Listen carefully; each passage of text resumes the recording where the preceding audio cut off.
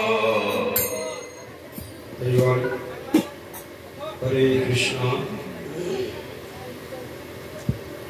हरि बोल हरे कृष्णा हरि बोल हरि बोल हरि बोल हरे कृष्णा हरि बोल हरे कृष्णा हरि बोल।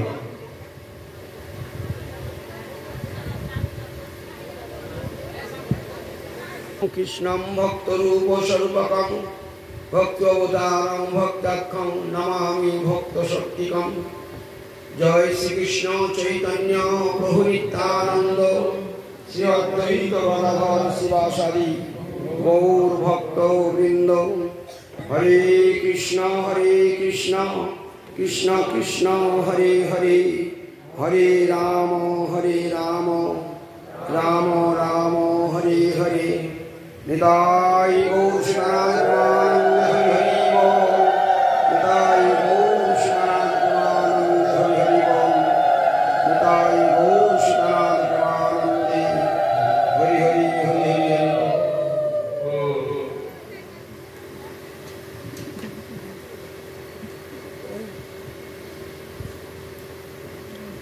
सर्वाग्रे परम आराध्यतम श्री श्री गौरी दुर्भाग्य श्रीपाद पद्मे कृपा भिक्षा करी। आज আমরা শিরাকল ভান্ডারিয়াপাড়া গ্রামে শ্যামলী দাসী শুভ আহ্বানে এবং শিরাকলবাসী ভক্তবৃন্দের পূর্ণ সহযোগিতায় দক্ষিণ 24 পরগনা গৌরী মিশন নামক সংঘের পরিচালনায় মধ্যাহ্নকালীন ভাগবত ধর্ম সভায় কিছু ভক্ত ভগবানের কথা কীর্তন মুখে শ্রবণ করে নিজ আত্মশোধন করবার চেষ্টা করছি।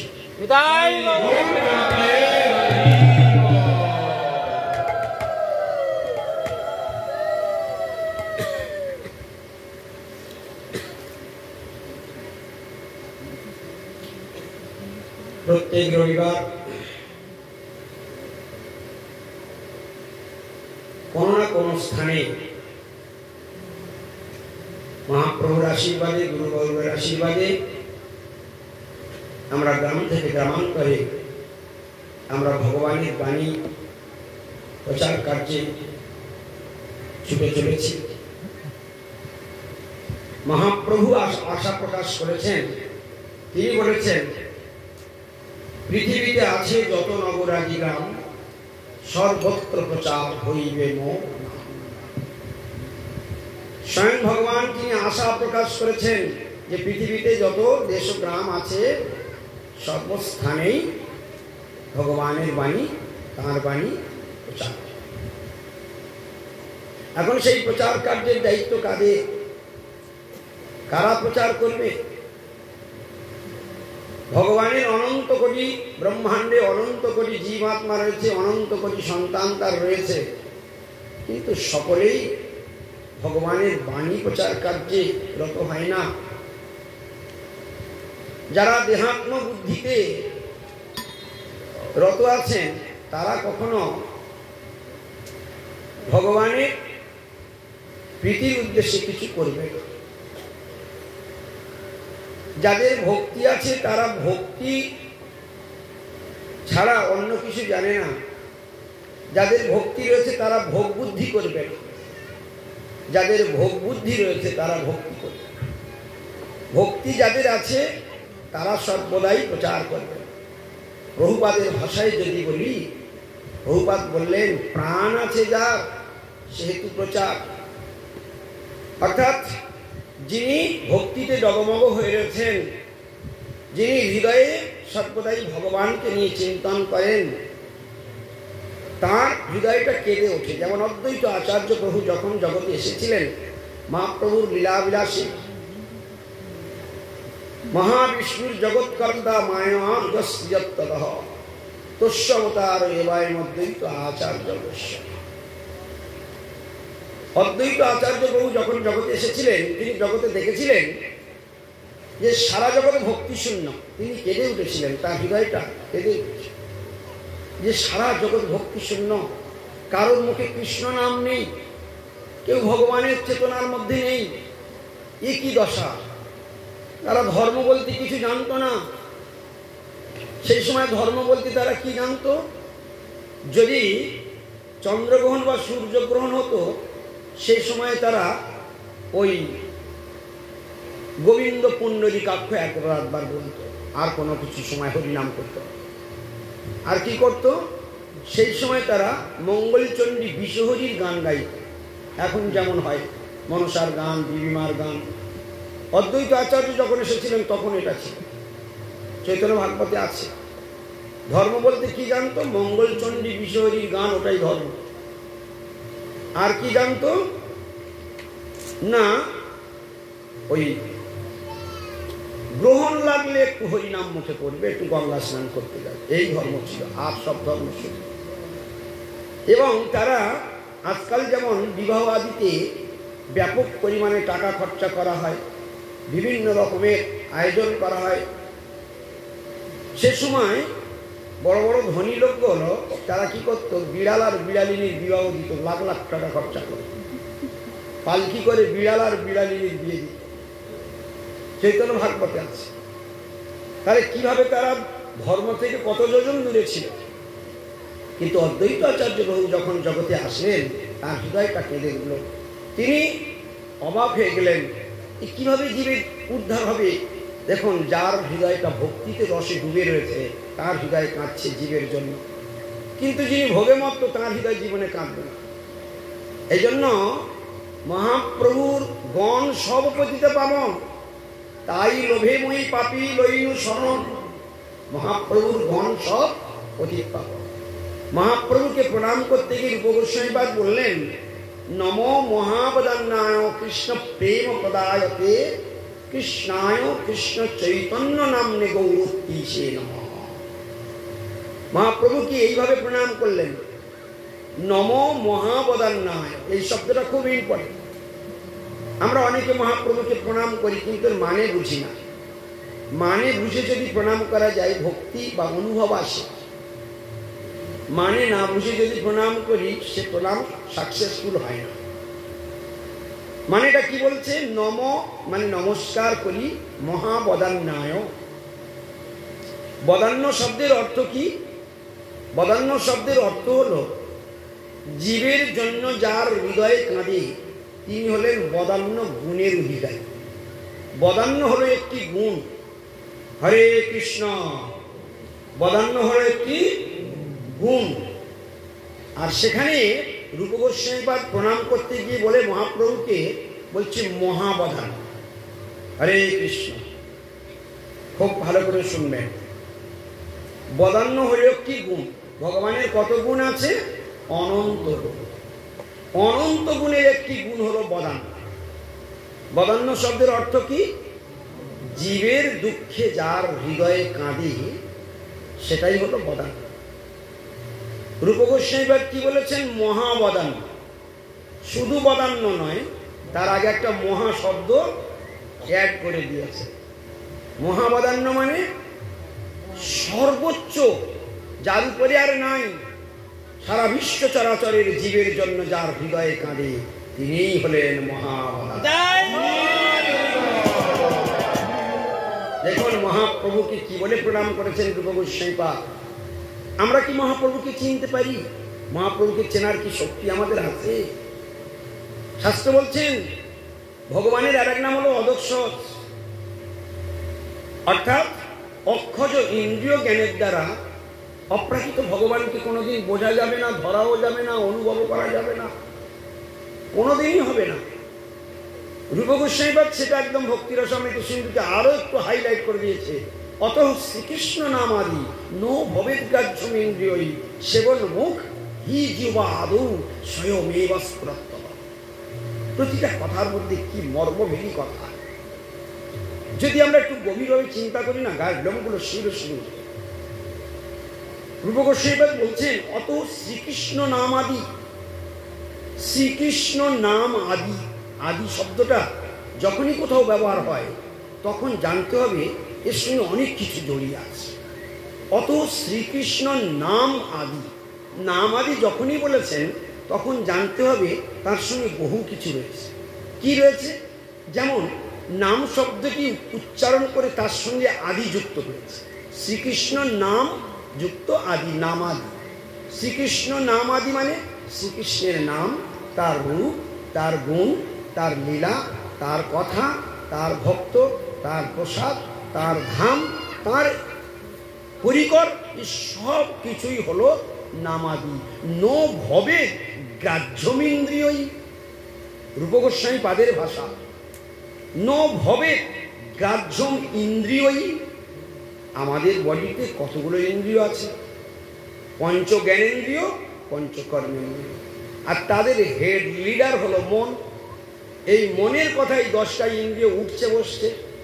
বলছে একাদশ ইন্দ্রিয় 11খানা শরীর পেয়েছি ভগবানের কৃপায়, মানব শরীর পেয়েছি। পশুরও 11টা ইন্দ্রিয় রয়েছে, আবার মানুষেরও 11টা ইন্দ্রিয় রয়েছে। অথচ রূপ গোস্বামী বলছেন ন ভবেৎ গ্রাহ্যম ইন্দ্রিয়ই।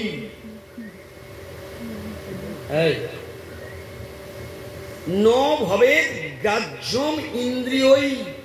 ইন্দ্রিয়ই মানে বহুবচন।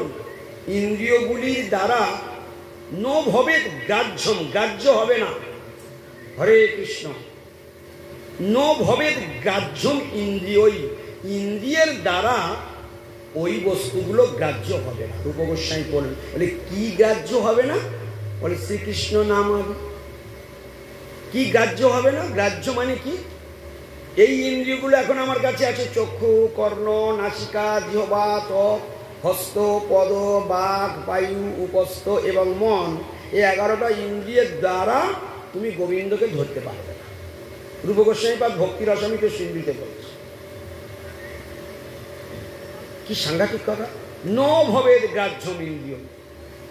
আবার বলছে তাহলে হরিভজন করবো কেন? তাহলে যদি এই ইন্দ্রিয় দিয়ে হবে না, তাহলে এই জিহ্বায় হরিনাম করবো কেন? এই হাত দিয়ে সব করবো কেন? তারপরের লাইনে বলছে হবে। বলে কখন হবে? বলে যখন তোমার 11টা ইন্দ্রিয় সব সেবনমুখ হবে। সেবনমুখ কি হবে? সবাই একবার জোরে বলুন। সেবনমুখ মানে কি? সেবাতে উন্নতি। আমরা অনেকে ভক্ত হয়েছি, কিন্তু আমাদের সেবাবৃত্তি নাই। সেবাবৃত্তি নাই। যার সেবাবৃত্তি নাই তার ইন্দ্রিয়গুলো জং ধরে যাচ্ছে, ওই ইন্দ্রিয়গুলো ইউটিলাইজ হচ্ছে না, ওই ইন্দ্রিয়গুলো চিন্ময়ত্ব প্রাপ্ত হচ্ছে না, ওগুলো জড় ইন্দ্রিয় থেকে যাচ্ছে। যারা যারা আমরা হরিনাম আশ্রয় করেছি, যারা করেনি তাদের কথা বাদই দিন। যারা যারা আমরা হরিনাম আশ্রয় করেছি তারা যদি ইন্দ্রিয়গুলো সেবায় না লাগায়, তাদের ইন্দ্রিয়গুলো জং ধরে যাচ্ছে। পিরাক প্রথম দিন যখন দোকান থেকে কিনে আনা হয় তখন সেটা রূপোর মতো চকচক করে। তুমি ওটাকে 6 মাস তোমার বাড়িতে ফেলে রাখো, দেখবে ওর গায়ে কিরকম মরচে পড়ে গিয়েছে।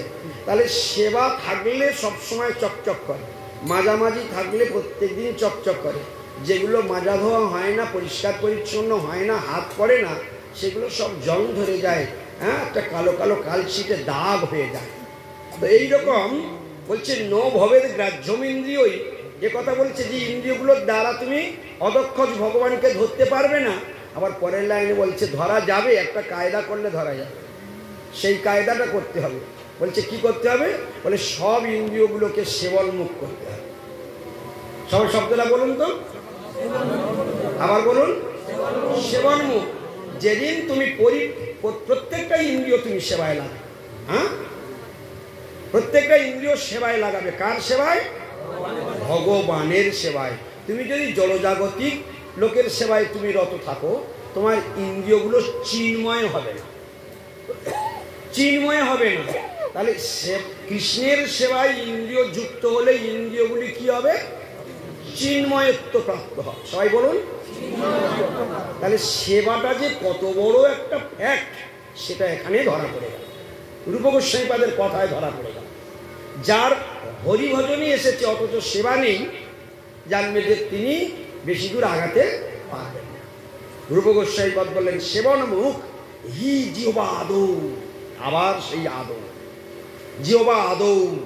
আগে শুনেছিলাম শ্রীকৃষ্ণ নাম আদি, আবার এখানে শুনেছি জিহ্বা আদৌ। একটা করে ইন্দ্রিয়র নাম বলছে, একটা করে শব্দ উচ্চারণ করছে, তার সঙ্গে অনেকগুলি জুড়ে দিচ্ছে, বহু বছর। জিহ্বা আদৌ, যখনই বলে দিল জিহ্বা আদৌ, সঙ্গে সঙ্গে দেখবে একটা ব্যক্তি 7 জন পুত্র, বড় ছেলের নাম অমূল্য, বলে অমূল্য গম, ওই এক কথাই মেরে দিল, তার মানে 7 ভাই, কিন্তু লিখলো অমূল্য গম। এখানে জিহ্বা আদৌ, জিহ্বা আদৌ মানে কি? চক্ষু, কর্ণ, নাসিকা, জিহ্বা, ত্বক। তাহলে জিহ্বাটা অনেক পরে দেখছি, কিন্তু চোখ থেকে শুরু করে চক্ষু আদি বলতে তো বলতে না, বলে জিহ্বা বলে, বলে ওই যতগুলো ইন্দ্রিয় আছে ওর মধ্যে ডেঞ্জারাস হচ্ছে জিহ্বা।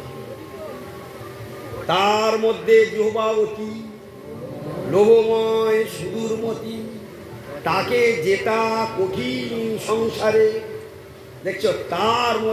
তার মধ্যে মানে কার মধ্যে? ওই 5 জনের মধ্যে ডেঞ্জারাস।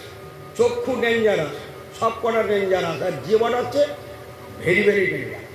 হ্যাঁ, অত্যন্ত ডেঞ্জারাস, বিপজ্জনক। ও কারুর কথা শোনে না, কোনো কিছু ভালো জিনিস দেখলেই ওর জলে সে বহুত আনন্দ করে, ঠিক কি না? তার মধ্যে জিহ্বাবতী, এই জন্য জিহ্বা আদৌ বলে দিয়েছে। তাহলে কি শুনলাম আমরা? শ্রীকৃষ্ণ নামাদি নো ভবেতে গ্রাহ্যমিন্দ্রিয়ই সেবনমুখ হি জিহ্বা আদৌ। অর্থাৎ সেবনমুখ জিহ্বা আদৌ মানে সব ইন্দ্রিয়গুলোকে একসঙ্গে জড়িয়ে দিল। ওই ইন্দ্রিয়গুলো যদি সেবনমুখ হয়ে যায় তাহলে কি হবে? স্বয়মেব স্ফুরত্তদ।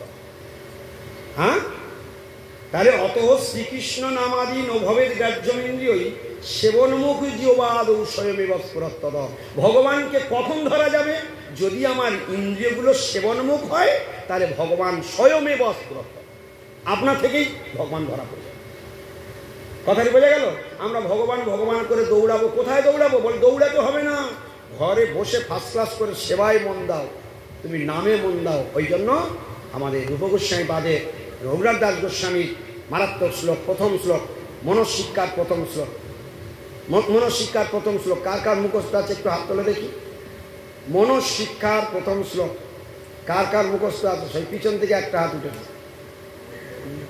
মনঃশিক্ষার প্রথম শ্লোক দেখো। আমাদের হরিভজন কিভাবে আগাবে বলো? আমাদের গুরুদেবের বন্দনাতে বলছে, গৌরীয় শাস্ত্র গৌরাঙ্গ খ্যাতি প্রকাশক কীর্তন। যিনি গৌরীয় শাস্ত্র প্রচার করবার জন্য আর মহাপ্রভুর যশ চারিদিকে ছড়িয়ে দেবার জন্য যার জীবনটা সম্পূর্ণরূপে অর্পণ করে দিয়েছেন, সম্পূর্ণরূপে তিনি ঝাঁপাচ্ছেন, তার বিরাম বিশ্রাম বলে কিছু নেই। আমাদের বর্তমান গুরুপাদ পদ্ম, তিনি সর্বদাই চিন্তা করছেন কবে আমার শিষ্যরা এগুলো মুখস্থ করবে, কবে এগুলো জানবে। সব সময় চেষ্টা করছেন প্রত্যেককে না প্রত্যেককে ধরে কিছু না কিছু তার মুখস্থ করবার জন্য চাপিয়ে দিচ্ছে। যখন তিনি সময় পাচ্ছেন, মহিলা ভক্তদের ডেকে কখনো বসাচ্ছে, কখনো পুরুষ ভক্তদের ডেকে বসাচ্ছে, বসে তাদেরকে ক্লাস করাচ্ছে, তাদেরকে শেখাচ্ছে। হ্যাঁ, আমাদেরকে নির্দেশ দিচ্ছে, তাদেরকে শেখাও, তাদেরকে ধরো, তাদেরকে এই বার্তা প্রচার করে দাও। হ্যাঁ, তাহলে দেখুন সর্বদাই প্রচার করবার জন্য চেষ্টা করছে, কিন্তু আমরা শিখতে চাই না, আমরা জানতে চাই না, আমরা বুঝতে চাই না, কারণ আমাদের ভজনে উৎসাহ নেই। ভজনের সেই প্রকার উৎসাহ আমাদের নেই।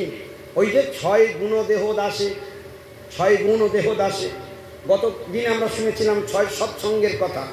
6 গুণ দেহ দাসে আমরা গাই কিনা বলো? কোন কীর্তনে আছে? বৈষ্ণব কীর্তনে 6 গুণ দেহ দাসে। তাহলে দাসে নিজেকে বলছে এই দাসকে 6টা গুণ দাও। সেই 6টা গুণটা কি? সেই 6টা গুণ আমাদের মধ্যে আসে না। সেই 6টা গুণ কি? উৎসাহাৎ, নিশ্চয়াৎ, ধৈর্যাৎ, তত্তৎকর্ম প্রবর্তনাৎ, সঙ্গ ত্যাগাৎ, শতবৃত্তি, সরভীর ভক্তি প্রসিদ্ধি। এই 6টা গুণ, এই 6টা গুণ পাবার জন্য তো নাম অর্থে ছুটে ছুটে আসে। এই 6টা গুণ পাবার জন্য তো সাধুসঙ্গ করবো। এই 6টা গুণ, 6টা সৎসঙ্গ পাবার জন্য বসেছি সঙ্গের আসি, কত দূর থেকে কষ্ট করে এসেছি, শুধু এই সঙ্গের হরিকথা শুনবো, ওইগুলো মনন করব, ওইগুলো চিন্তা করব, ওইগুলো নিজের জীবনে প্রয়োগ করব, তবেই না আমার ডেভেলপ হবে। তো 6টা গুণ কি কি আমরা শুনি একটু নাকি? বলছে 6টা গুণ কি? 6 গুণ দেহ দাস। নিজেকে কি বলছে? দাস বলছে। কিন্তু দাসের যদি পাবার ইচ্ছা না থাকে, কীর্তন গিয়ে কি হবে? 6 গুণ দেহ দাসে। আচ্ছা বলুন তো, এখানে যতজন রয়েছেন আপনারা সত্যি 6টা গুণ জানতে চান? ছটা গুণ জানতে চান? জেনে কি করবেন জানিয়ে দেবো আজকে। ছটা গুণ সব জানিয়ে দেবো। জানার পরে কি করবেন? জেনে এই ভান্ডারি পাড়াতে ওটা পুঁতে রেখে বাড়ি চলে যাবে নাকি? জেনে কি হলো? হ্যাঁ, জেনে কি হলো? আমার বাবা সবসময় উদাহরণটা দিত, বলে বাবা বাজারে যাচ্ছ? বলে হ্যাঁ। বলে বাবা আসার সময় 1 কিলো বেগুন নিয়ে আসবে তো। হ্যাঁ, বাজারে গেল, চা দোকানে ঢুকলো, আড্ডা মারলো, তাস খেললো, সব বাজার বন্ধ হয়ে গেল।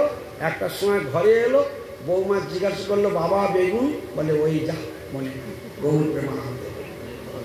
তা আজকের আমরা 6 গুণটা আলোচনা করব, সব শুনে নেব, তারপর পরে জিজ্ঞাসা করলে আর বলতে পারবো না ওই যা ঘুরে গৌর প্রেমানন্দ হয়ে কি হলো?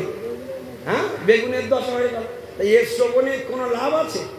যে শ্রবণ করার পরে হৃদয়ে খোঁটার মতো গেড়ে যায়, ওটা মনন করতে হয়। মনন না করলে কিছু থাকে না। অনর্গল শ্লোক মুখ থেকে বেরিয়ে আসবে কখন? যখন সেটাকে মন থেকে টেনে ঠোঁটে তুলতে হবে, জিহ্বায় তুলতে হবে। সেটাই তোমার সঙ্গে বন্ধুর মতো কাজ দেবে। আর নতুবা মনে শুধু রেখে দিলে, একটা জিনিস কষ্ট করে মুখস্থ করলে 2 দিন গাইবে না, দেখবো তোমার ছেড়ে দিয়েছে। হ্যাঁ, 2 দিন গাইবে না, 2 দিন বলবে না, দেখবো তোমার কাছ থেকে ছেড়ে পালিয়ে যাচ্ছে, আর তোমার কাছে থাকবে না। কিন্তু তুমি ওটা যদি বারবার বলে বলে প্র্যাকটিস করে করে ওকে জিহ্বাতে তুলে রাখো, জিহ্বা ও তোমার ঠিক সাথ দিয়ে তুমি অন্যমনস্ক থাকবো বলে জিহ্বার জন্য এত প্র্যাকটিস করতে হয়। তা চলুন 6 গুণের কথা কি বললেন রূপ গোস্বামীপদ? বলেন 6 গুণের কথা বলেছেন।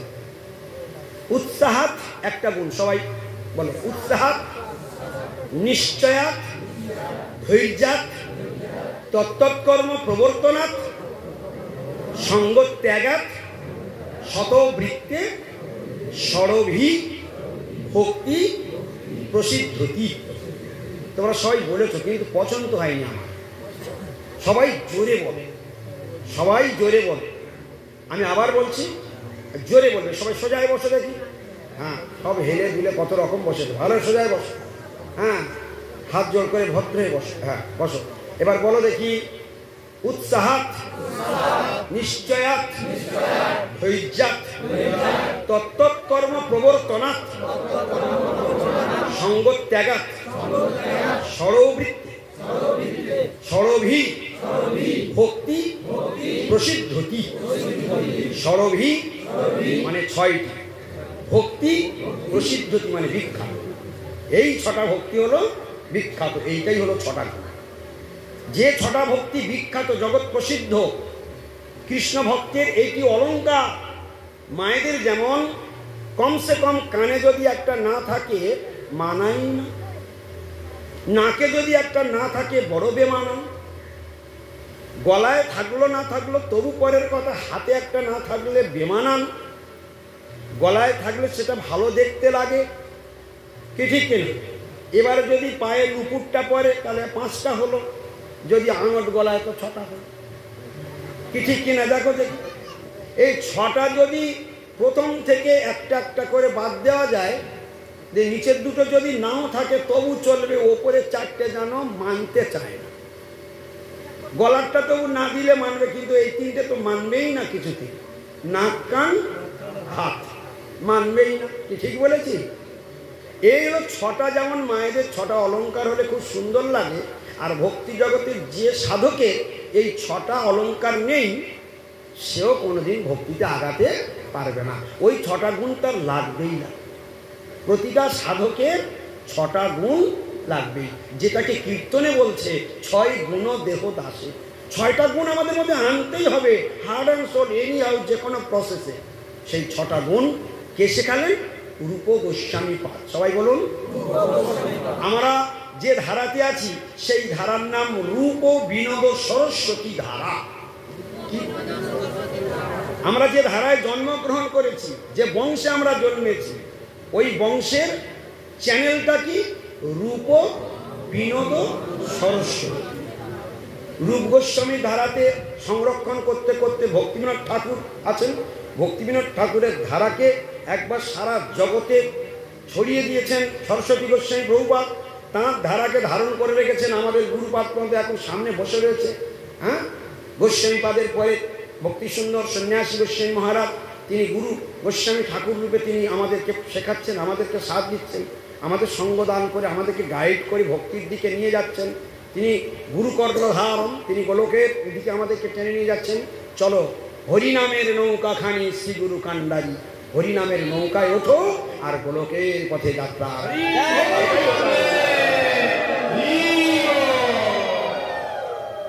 তাহলে 6 সৎসঙ্গ আলোচনা হোক একটু। কি সেই 6 সৎসঙ্গ? প্রথম সৎসঙ্গ 6টি গুণ। 6 সৎসঙ্গ অতদিন আলোচনা করেছিলাম, আজ 6টা গুণের আলোচনা হচ্ছে। কথা প্রসঙ্গে এলো। সবার আগে উৎসাহ। সবার আগে কি? প্রথম গুণ হলো ভজনে উৎসাহ। সবাই বলো, ভজনে উৎসাহ থাকতে হবে। যার ভজনে উৎসাহ নেই সে সাধক আগে বাড়তে পারবে। যার ভজনে উৎসাহ নেই তার ইন্দ্রিয় চিন্ময় হবে কি করে? তার ইন্দ্রিয় চিন্ময়ত্ব লাভ করবে কি? ইন্দ্র তার চিন্ময়ত্ব লাভ হবে না। ওই জন্য বলেছেন রূপ গোস্বামী বলেছেন কি, নো ভবেদ গ্রাহ্য ইন্দ্রিয়। এই ইন্দ্রিয় দ্বারা ভগবান ধরা পড়বে না। এই ইন্দ্রিয় দ্বারা ভগবান ধরা পড়বে না। আর ধরা পড়বে কখন? বলছে যদি সেবনমুখী জীবভাব, সব ইন্দ্রিয়গুলো যেদিন ভগবানের সেবায় লেগে যাবে সেই দিন ইন্দ্রিয়গুলো চিন্ময় হবে। আর চিন্ময় ইন্দ্রিয় হলে ভগবান ধরা পড়বে। বহু প্রমাণ। যার উৎসাহ নেই সে সেবা করবে কেন? কি ঠিক কিনা? Point to point. যার উৎসাহ নেই সে সেবা করবে কেন?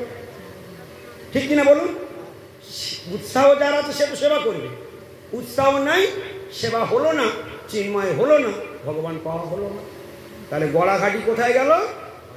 সেই ভজনে উৎসাহ। ঘুরে ঘুরে সেই একই ঘাটিতে। তাহলে 6টা গুণের প্রথম গুণ কি? ভজনে উৎসাহ। উৎসাহাত। এবার দ্বিতীয় গুণ কি? নিশ্চয়াত। সবাই বলো, নিশ্চয়াত মানে কি? হ্যাঁ, ভক্তিতে দৃঢ় বিশ্বাস। ভক্তিতে দৃঢ় বিশ্বাস। যার দৃঢ় ঠুনকো বিশ্বাস নয়, দৃঢ় বিশ্বাস। বাড়িতে যদি আজকের একটা বড় বিপদ হয়ে যায়, বড় ক্ষতি হয়ে যায়, সেদিনও যার এক বিন্দু ভগবানের প্রতি বিশ্বাস চলে না, তার আছে দৃঢ় বিশ্বাস। ওই জন্য যখন বাড়িতে বড় বিপদ হবে ওটা জানতে হবে ভগবান পরীক্ষা নিচ্ছে। দেখি আজকের আমার মন পরীক্ষা করছে, গোবিন্দ আমি সেবাটা ঠিক করি না ওইটা নিয়ে মেতে যাই।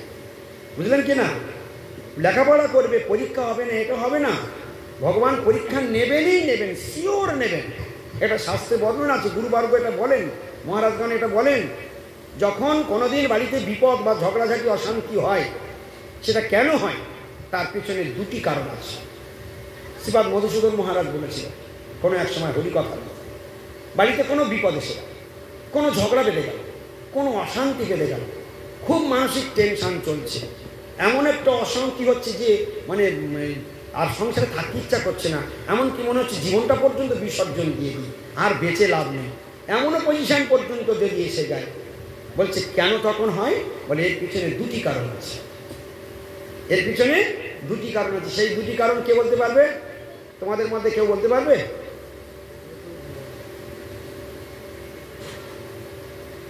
বলতে পারবে কেউ? 2টি কারণ আছে। সংসারে যখন আমরা সংসার করি মানে বিপদ আপদ ঝড়ঝাপটা আসবে কি না? আসবে। তো সেটা 2টি কারণে আসে। আজকে ভুলে যেও না, নামতে এসেছো কিছু নিয়ে ঘরে যাও। সংসার আছে মানে ঝড় বিপদ আসবে। আর কেন আসে তার পিছনে কটা কারণ? 2টো কারণ। সেই 2টো কারণ আজকের মুখস্থ করে রাখা উচিত। কি ভুলে গেলে লস। 2টি বলুন, বলি বলি তোমরা আদেশ তো দাও অন্তত।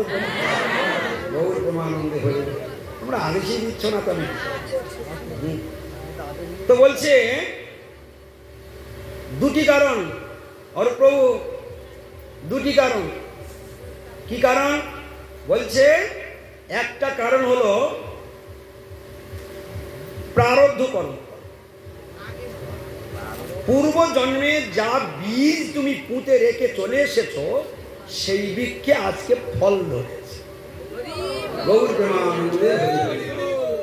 এই একটা কারণ।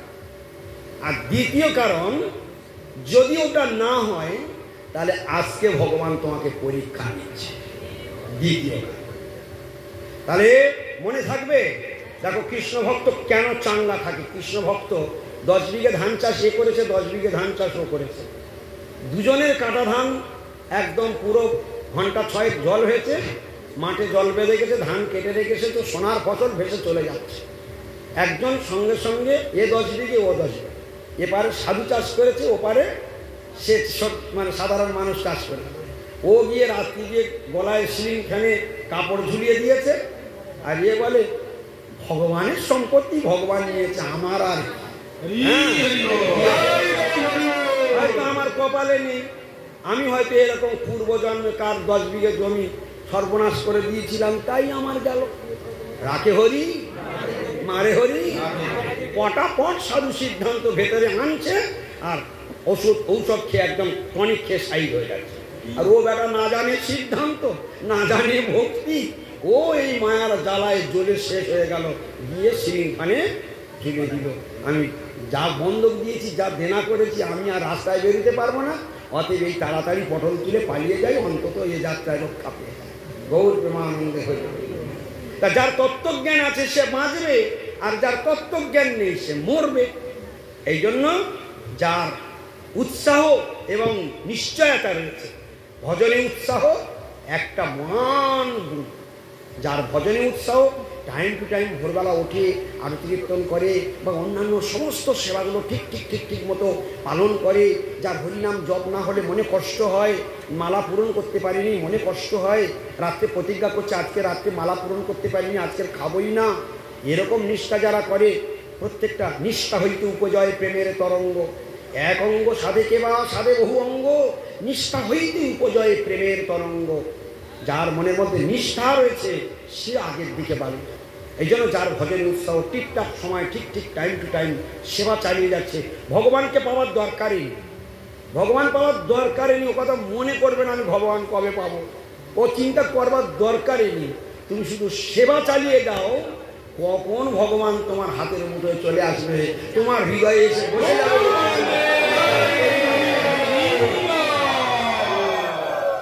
তাহলে ভগবানকে আকর্ষণ করে ভক্তগণ, একটা মহান ভক্তের একটা মহান গুণ আছে, যে গুণের দ্বারা স্বয়ং ভগবান কৃষ্ণকে পর্যন্ত আকর্ষণ করে নিয়ে আসে। কৃষ্ণ কথার অর্থ আকর্ষক, কৃষ্ণ সকল জগৎকে আকর্ষণ করছেন, আর ভক্ত কৃষ্ণকে আকর্ষণ করা। সেটা কি জানো? কৃষ্ণ ভক্ত ভগবানকে আকর্ষণ করে কি দিয়ে জানো? সেবা সৌন্দর্য। বলো একবার দেখি, সেবা সৌন্দর্য। সৌন্দর্য মানে কি? সুন্দর। তাহলে যার সেবা সুন্দর, যার ভাব সুন্দর, যার মন সুন্দর, যার আচরণ সুন্দর, যার ব্যবহার সুন্দর, যার ভাষা সুন্দর, যার সব সুন্দর, সে কৃষ্ণকে আকর্ষণ করে তাঁর কাছেই চলে আসে। কথাটা বুঝতে পারলেন? তা আমাদের ভগবানকে পাওয়ার জন্য তারা আমাদেরকে নিজেদেরকে প্রস্তুত করতে হবে, নিজেদেরকে রেডি করতে হবে, এটাই। আর এই রেডি করবার জন্য সবসময় আমাকে ট্রেনিং নিতে হবে, আমি কিভাবে নিজেকে প্রস্তুত করব। তাহলে 6টা গুণের প্রথম গুণ কি? ভজনে উৎসাহ। উৎসাহ মানে কি? ভজনে উৎসাহ, ভোজনে উৎসাহ নয়। দেখো ভট করে জানো কাউকে বলে প্রভু বলেছে ভোজনে উৎসাহ, মানে দিন 7 বার খেতে হবে, এরকম যেন করেনি। ভজনে উৎসাহ। কিসে উৎসাহ? ভজনে উৎসাহ 1 নম্বর। 2 নম্বর হলো ভক্তিতে দৃঢ় বিশ্বাস। দৃঢ় বিশ্বাস থাকবে। এই কথাটা কেন এলো? ওই যে আলোচনা করলাম, 2 রকম পরীক্ষা আসবে যখন, তখনই ওই ভক্তির দৃঢ় বিশ্বাস সব মাটির তলায় চলে যাবে। যেই দুদিক থেকে পরীক্ষা আসবে, পরীক্ষা যেই পড়বে, ওই ভক্তিতে দৃঢ় বিশ্বাস দ্বিতীয় গুণটা শেষ হয়ে যাবে। দ্বিতীয় গুণটা মনে আছে তো? দ্বিতীয় গুণটা কি সবাই জোরে বলুন, সবাই একসঙ্গে জোরে বলুন। আর যেই ভগবানের পরীক্ষা আসবে বা পূর্বজনের প্রারব্ধ কর্মফলের দুটো এসে সংসারে বিপদ ঢুকে পড়বে, সেই দিন তখন এই ভক্তিতে দৃঢ় বিশ্বাস থাকবে। হ্যাঁ, সেদিন দেখবে 3 দিন ভোর চাবি তালা মেরে দিয়ে সেই বাপের বাড়ি উঠে আসছে, বাপের গালে জল দিতে গিয়ে। গৌর প্রেমানন্দ হরি, বাপ মরে যাচ্ছে, এদিকে সব লাঠি উঠে গেছে। গৌর প্রেমানন্দ হরি। তার মানে ভক্তিতে দৃঢ় বিশ্বাস নেই, ভগবানের প্রতি প্রাণ নেই। এবার 3 নম্বর ভক্তি কি? 3 নম্বর গুণটা কি? হ্যাঁ, তিন নম্বর উৎসাহ তো প্রথম। তিন নম্বর ধৈর্যাত। তিন নম্বরটা কি? ধৈর্যাত। ধৈর্যাত বলে মানে ধৈর্য ধারণ। প্রেম লাভে ধৈর্য। প্রেম লাভ আমি করবই করব, এর জন্য যত বাধা আসুক, যত কষ্ট আসুক, যত ঝড় আসুক, যত যাই আসুক না কেন, আমি ধৈর্য ধরে চুপচাপ থাকবো, দেখি কি হয়। হ্যাঁ, যে অসংখ্য মানে মনের মানে অত্যদ্ভুত মনের বল যা, ধৈর্য ধারণ করতে হবে, এই একটা জায়গা শিক্ষা। এই ধৈর্যটা কার কাছ থেকে শেখা যায়? ভাগবতে এমন একটা চরিত্র বের করা যাক যার কাছে একটু ধৈর্য শেখা যায়। শিবাস পণ্ডিত। আচ্ছা, ভালো একটা পয়েন্ট হয়ে গেছে। শিবাস পণ্ডিতের কাছে ধৈর্য শিক্ষা করা যায় কি? দেখো তো ভালো করে। বলেছে শিবাস পণ্ডিতের কাছে ধৈর্য শিক্ষা করা যায়। আচ্ছা, ভাগবতে আর একটা চরিত্র খুঁজে বের করো দেখি যার কাছে একটু ধৈর্য শেখা যায়। হ্যাঁ, শবরী। শবরী। শবরী ছোট কুমারী বেলায় আশ্রমে এসেছে, আর গুরুদেব বলেছিল ভগবান শ্রী রামচন্দ্র এই বনে আসবে। সেবা করতে করতে এতটা সেবার উৎসাহ, গাল লোম শিউরে ওটা কথা, এতটা সেবা উৎসাহ, প্রত্যেক দিন ফুল তুলে প্রত্যেক দিন ফুলের রাস্তা তৈরি করে। একদিন নয়, দুদিন নয়, আমরা 2-4 দিন করার পরে দূর আসে না, দূর হয়তো হবে না, এরকম না। বৃদ্ধা হয়ে গিয়েছে, তবুও পাখি যদি শুকনো পাতা খড়খড় করে তৎক্ষণাৎ ওই এসে পড়ে। মানে এরকম অবস্থা আছে, ফুল মশান, মানে এতটাই বিশ্বাসে রয়েছে, ওই এসে পড়লো, গুরুদেব বলেছে। আর এটা থেকে কোনোদিন টলেনি যে আমার গুরুদেব বলেছে আসবেই আসবে, তার দর্শন আমি পাবোই পাবো, এই জায়গায়। তাহলে ধৈর্য ধারণ করেছিল। প্রেম লাভে ধৈর্য ধন। ধৈর্যটাকে একটা ধন বলেছে, ওটা একটা সম্পদ। প্রেম লাভে ধৈর্য ধারণ। তাহলে দেখা গেল সবরই কাছ থেকে আমরা ধৈর্য শিক্ষা করতে পারি। আর এদিকে কার কাছে শিখলাম? শিবাস পণ্ডিতের কাছে আমরা ধৈর্য শিক্ষা করতে পারি।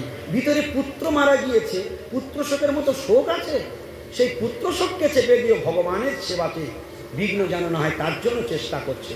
এগুলো শাস্ত্রীয় শুধু শুনে কি হবে, এটার যদি আমরা স্মরণ করি, বিন্দুমাত্র যদি হলো আমার জীবনে প্রয়োগ করতে পারি।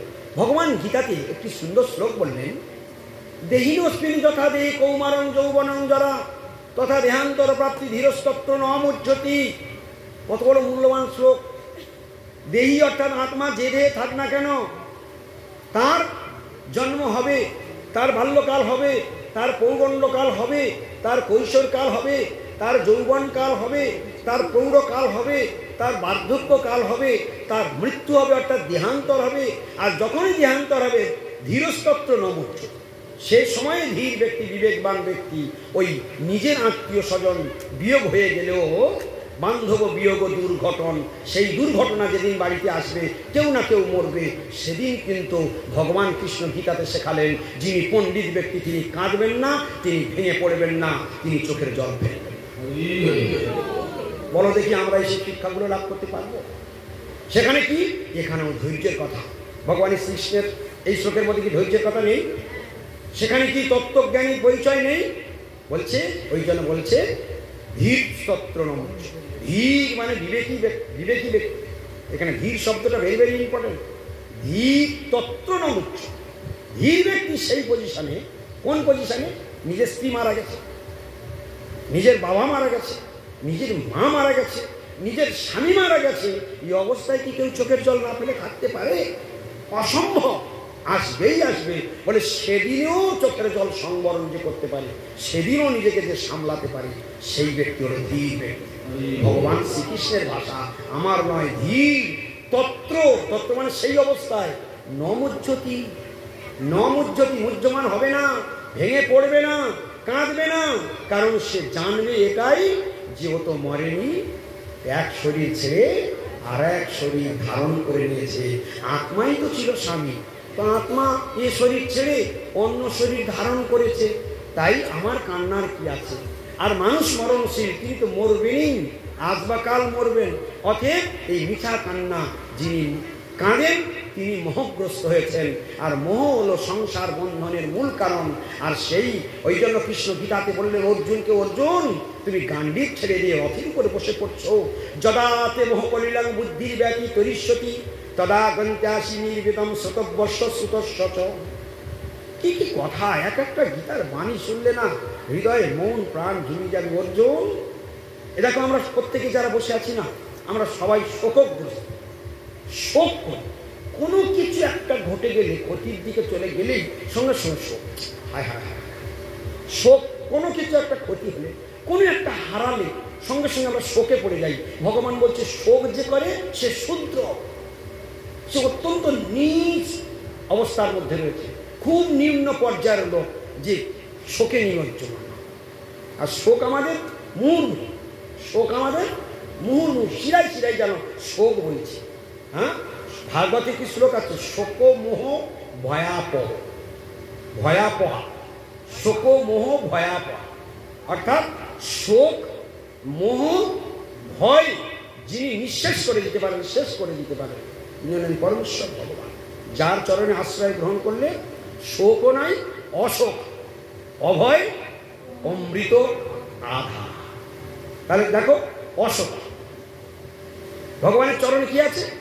শোক নাই। আর আমরা কি করি? মুহুর্মুহু শোক করি। মানে ঠিক ভগবান যেটা পছন্দ করে না, ঠিক তার বিপরীতে আমরা দাঁড়িয়ে আছি। হ্যাঁ, অর্জুনকে যখন ট্রেনিং দিচ্ছেন গীতাতে, রথযাত মানে কুরুক্ষেত্রের রণাঙ্গনে, সেখানে অর্জুনকে ট্রেনিং দিয়ে মানে মানে কি বলবো, চার্জ দিচ্ছে, অর্জুনকে চার্জ দিচ্ছে, একদম পুরো চাঙ্গা করছে উপদেশের দ্বারা। অর্জুন, তুমি আমার কথা কি বুঝবে? যদাতে মোহকলিলং বুদ্ধি ব্যাতি তরিষ্যতি তদা গন্ত্যাসি নির্বেদম শতবর্ষ সুতস্য। খুব ইম্পর্টেন্ট। কিচ্ছু বুঝতে পারা গেল, কিচ্ছু বোঝা গেল। এই জন্য সাধু সঙ্গ বিনা কিছু বোঝার উপায় নাই। শাস্ত্র সব দেবনাগরী ভাষায়, শাস্ত্র সব দেবনাগরী ভাষায়। তাই আজকে যেটুকু শুনছি, শোক সম্বন্ধে আলোচনা হচ্ছে, গুণ সম্বন্ধে আলোচনা হচ্ছে, হ্যাঁ অনেক কিছু আলোচনা হচ্ছে। পয়েন্ট টু পয়েন্ট লক্ষ্য করবে কি কি বিষয়ের উপর আমরা আলোচনা হচ্ছে আজকে। হ্যাঁ, শোকের কথা আলোচনা হচ্ছে।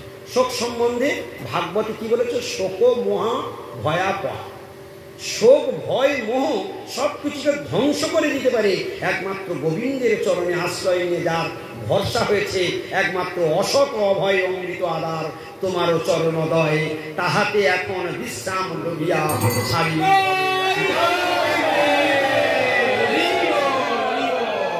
যার গোবিন্দ চরণে একমাত্র আশ্রয় আছে, সেই একমাত্র এই শোক মোহ ভয়কে অতিক্রম করতে পারে। ভগবান গীতাতে দেখুন, ওখানে গীতাতে শুনলাম, ভক্তিবিনোদ ঠাকুরের কীর্তনে শুনলাম, শরণাগতির কীর্তনে, আর এখন শুনব গীতা শ্লোক কৃষ্ণ অর্জুনকে এই শোক সম্বন্ধে কি বলেছে। বলছে যদাতে মোহ কলিলম, যদাতে মোহ কলিলম, যদাতে মোহ কলিলম। সবাই বলুন কলিলম, কলিলম, হ্যাঁ কলিলম। যদাতে মোহ কলিলম বুদ্ধির ব্যাপী তরিষ্যতি তদা গন্ত্যাসি নির্বেদম শতবর্ষ সুতস্য। আজ গীতার বাণী উচ্চারণ হলো। আচ্ছা, নামটি আসলে লাভ আছে? বলো, নামটি এলেই লাভ আছে। হ্যাঁ, কি বলছে দেখো, আজকে সকলে কত বড় ভাগ্যবান হয়ে গেলে তোমরা বুঝতে পারবে না। আমি প্রতি নামহট্টে এরকম একটা না দুটা শ্লোক সবসময় উচ্চারণ করাতেই থাকি। আচ্ছা বলো দেখি, এরকম চলতে চলতে যদি 300 নামহট্ট করি, আর 300 নামহট্ট যদি 300 শ্লোক একবার করে উচ্চারণ করে রাখি, বলো তো দেখি আমার পয়েন্ট উঠছে কিনা। বুঝুক বা না বুঝুক, আরে কেউ কি এক্সপেরিমেন্ট করে তবে ওষুধ খায়? হ্যাঁ, ডাক্তার লিখেছে ও খেতে হয়, কি ঠিক কিনা? খেলেই রোগটা সেরে যায়। ওই জন্য গীতার বাণীটা উচ্চারণ করে নিলাম, বুঝি বা না বুঝি, খেয়ে তো পেরেছি। গৌর প্রেমানন্দে কাজ হতেই হবে, কাজ হতেই হবে। সেই জন্য বুঝতে পারিনি, আর যদি বুঝতে পারি তার একটু বেশি টেস্ট লাগে, তাই না? বুঝতে পারলে টেস্ট লাগে। দেখি কি বলছেন কৃষ্ণ অর্জুনকে কি শেখালেন একটু দেখে নি, আমাদের জীবনে কাজে লাগে কি দেখি। অর্জুন শোক করে গান্ডীব ছেড়ে দিয়েছে। হ্যাঁ, নো কাঙ্ক্ষে বিজয় কৃষ্ণ ন চ রাজ্য সুখাঞ্চ। হে কৃষ্ণ, এ জয় আমি চাই না, হে জয় আমি চাই না, এ রাজ্য সুখ আমি চাই না। হ্যাঁ, আমার কি হচ্ছে না, গান্ডীব এবং সংস্কৃত হস্তাৎ, আমার হাত থেকে গান্ডীব খসে পড়ছে। মুখংচ পরিশুষ্যতি, হে কৃষ্ণ আমার মুখটা শুকিয়ে আসছে। লোমহস্য চাইতে আমার সমস্ত লোমগুলো খাড়া দিয়ে উঠছে, রোমাঞ্চিত হয়ে উঠছে। হ্যাঁ, মুখংচ পরিশুদ্ধ, আমার মুখটা শুকিয়ে আসছে। কত রকমের মানে কি বলো লক্ষণ দেখা দিচ্ছে, সেগুলো কৃষ্ণকে বলছে। ভগবান তাকে অনেক উপদেশ প্রদান করেছেন। শেষকালে এই একটা কথা, মূল্যবান কথা কি বললেন, যদাতে মোহ কলিলম, যদাতে মোহ কলিলম। তোমার এই আত্মীয় স্বজনকে দেখে তোমার এই সব অ্যাকশান শুরু। কাদের দেখে? আত্মীয় স্বজনকে দেখে তোমার এই অ্যাকশান। কিন্তু তুমি এদের দেখার আগে তুমি ঠিক ছিলে, যেই দেখেছ সঙ্গে সঙ্গে তোমার এই অ্যাকশান শুরু হয়েছে। এ কাদের উপরে বান চালাবো, ও সব তো আমার আত্মীয়। তাহলে আত্মীয়দের মেরে আমি কি করি রক্তমাখা সিংহাসন ভোগ করবো। এই জন্য শোক এসেছে। দেখছো তো, যখন আপনত্ব বোধ হয়, মায়ের সংসারে আপনত্ব বোধ যখন আসে, তখন এই শোক এসে, মোহ এসে আমাকে গ্রাস করে। যদাতে মোহ করিলাম, যদা মানে যখন, তে মানে তোমার, যদাতে মোহ করিলাম, মোহরূপ গভীর অরণ্য, কৃষ্ণের ভাষা দেয়। যদাতে মোহ করিলাম, যখন তোমার মোহরূপ গভীর অরণ্য। আচ্ছা, গভীর জঙ্গলে যদি কেউ হারিয়ে যায়, তার পথ খুঁজে পেতে কি দশা হবে বলো দেখি। গভীর জঙ্গলে গিয়ে পথ হারিয়ে ফেলেছে, কোনটাতেও গেলে সে তার নিশানায় উঠবে, সে কে ঠিক করতে পারবে? সমুদ্রে যদি কোনোদিন মাঝখানে নদীতে জাহাজ ডুবে যায়, সে সাঁতার আরম্ভ করবে, কতটা যেতে পারবে সেটা পরের কথা। প্রাণে বাঁচবার জন্য কিছুটা অন্তত সাঁতার কাটবে, চেষ্টা করবে। তো সে সাঁতার কেটে সে কোন দিকে কুল সে কি জানতে পারবে? ভালো করে বোঝো, আমরা এই ভবসমুদ্রে এইরকম মাঝ নদীতে আমাদের জাহাজ ডুবে গিয়েছে, আমরা ভবসমুদ্রের মাঝখানে হাবুডুবু খাচ্ছি। হ্যাঁ, ওই জন্য মহাজন ভক্তিনাথ ঠাকুর কীর্তনে লিখেছে, এমনি এমনি নয়, ভবার নবে পড়ে আকুল পরাণ, ভবার নবে পড়ে আকুল পরাণ। কি বললো? ভবার নবে পড়ে মোর আকুল পরাণ, আকুল পরাণ, প্রাণ যায় যায়। ওই মাঝ নদীতে সাঁতার কাটছে, ওর বাঁচার আশা আছে, কিন্তু ওর ভিতর থেকে অন্তঃশ্বাস শুরু হয়ে গেছে, আমি আর বাঁচব, আমি আর বাঁচব না। ও জেনে ফেলেছে আমি আর বাঁচবো না, তবু সাঁতারটা, ও কি বলছে, আমি আর সাঁতার কাটবো, এখানে ডুবে যাচ্ছি। সাঁতার কাটছে কিন্তু মনে জেনে ফেলেছে আমি আর এই একটা জায়গা। ভবার্ণব, ভবার্ণব মানে কি? ভবার্ণব মানে কি? ভব যুক্ত অর্ণব, অর্ণব মানে কি? সমুদ্র। তো ভবার্ণব, ভবযুক্ত অর্ণব, ভবার্ণব মানে ভব সমুদ্র। বলে ভবার্ণবে পড়ে মোর আকুল পরাণ। কি পরাণ? আকুল পরাণ, বাঁচার কোনো রাস্তা নেই। হ্যাঁ, তো সেইখানে এখানে বলছে যদাতে মোহকলি রং, যখন তোমার মোহরূপ গভীর অরণ্য বুদ্ধির ব্যাতি তরিষ্য, যখন তোমার বুদ্ধি, আমার দিকে তাকান, খুব ইম্পর্টেন্ট কথা, সব উপর দিয়ে চলে যাবে। যখন কৃষ্ণ বলছেন, যখন তোমার বুদ্ধি তোমার এই মোহরূপ গভীর অরণ্যকে অতিক্রম করবে। ভাষাটা আবার বলি, যখন তোমার বুদ্ধি মোহরূপ গভীর অরণ্য, তাহলে মোহকে কার সঙ্গে তুলনা করেছে? গভীর অরণ্যের সঙ্গে তুলনা করেছে। যখন তোমার বুদ্ধি, সংসারের প্রত্যেকটা রন্ধ্রে রন্ধ্রে আমার মোহ ঢুকে আছে। দেখো, সংসারের প্রতিটা প্রোডাক্টের প্রতি আমার মোহ রন্ধ্রে রন্ধ্রে ঢুকে আছে। ভগবান ধরেছে, ঠিক জায়গায় টিপে ধরেছে। যখন তোমার মোহরূপ গভীর অরণ্য, যখন তোমার বুদ্ধি মোহরূপ গভীর অরণ্যকে অতিক্রম করবে, তদাগন্তি আসি নির্বদম, সেই দিন তোমার নির্বেদ জন্ম হবে, সেই দিন তোমার শ্রদ্ধার, যথার্থ শ্রদ্ধার উদয় হবে।